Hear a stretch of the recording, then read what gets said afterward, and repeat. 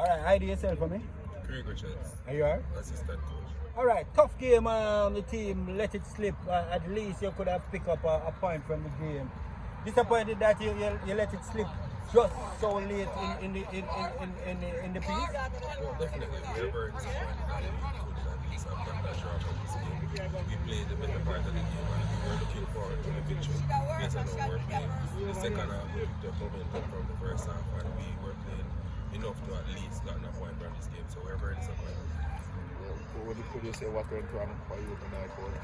Well, I mean, as you all would have seen, it was just a lack of concentration in the last moment of the game that cost us the game. But nonetheless, we'll be going back to the drawing board and to see what we can capitalize on in the next game to come. How does it affect you in terms of your ambitions and your position? Well, this is just the start of the second round. We still have another 20 games to go. So we can garner a maximum 36 points from next week. So we're just looking forward to the game by game. Alright, coach.